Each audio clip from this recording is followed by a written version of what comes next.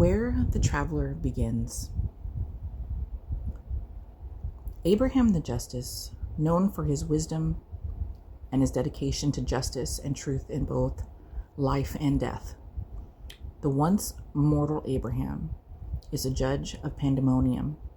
He can see through any falsity and determine the worthiness or unworthiness of those who come before his court.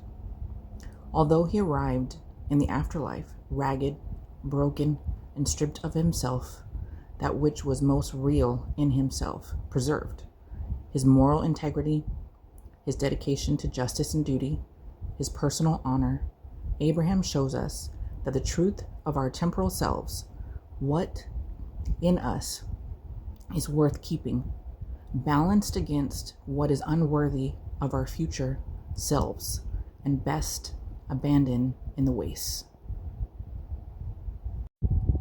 The obstacle. The traveler's identity has been completely lost. He wanders wherever no road exists with his lone worry steed, trading his goods wherever he stops. He stays in one place only long enough to sell what he has, take on new goods, and move on to the next stop along the path that only he knows. He trades, likewise, are made according to some measure of value that exists in his own mind, having little to do with the local demand or supply. In all things, the traveler makes his own way, adhering to no established society or guidelines. The traveler may be followed, but he does not lead. His example shows us the boundaries of society, both in its limitation and in the guardrails that it establishes to keep us from danger. His appearance calls on us to question and compare our values and the values of others, and determine whether we are reckless and overvaluing our own selves, or overcautious and not giving ourselves our due. Denied paradise on a matter of law, in spite of her noble life and spirit. The court, in their mercy, granted the ageless the power of renewal for herself and others. This allows her to grant healing to those souls suffering from harms inflicted by corruption. She has accepted her lot with graciousness and dignity, preferring a life of service and acceptance of her fate to one of bitterness and despair. Seek the ageless when in need of healing, sympathetic ear, or the grace to accept what one cannot change. What is your next step? The goddess of love, joy, dance, and music serves as the font of culture and art.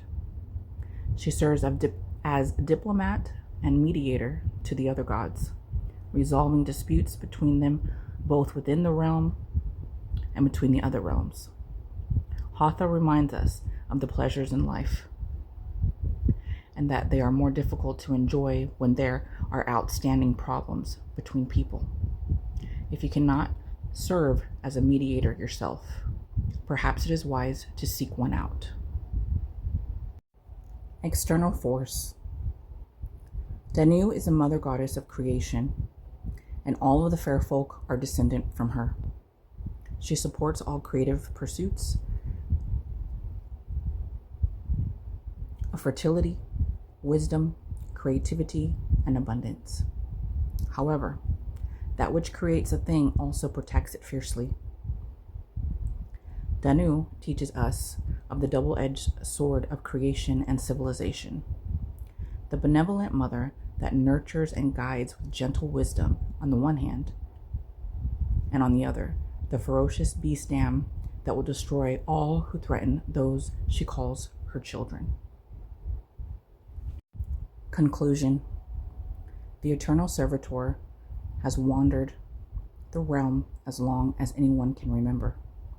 Perhaps as long as there has been a long as there has been time or memory. It wanders, incomplete, suffused by longing for the unknown thing that it lacks. Perhaps this thing is a piece of itself, the truth of what it is, the purpose for which it was created. Or maybe it is itself a memory, a remnant of something that died even before death came into being. The eternal servitor reminds us that we are ourselves eternally incomplete, and we must manage our desires and shape them to what we want to be, lest they consume us and become all that we are. Love and light, you guys.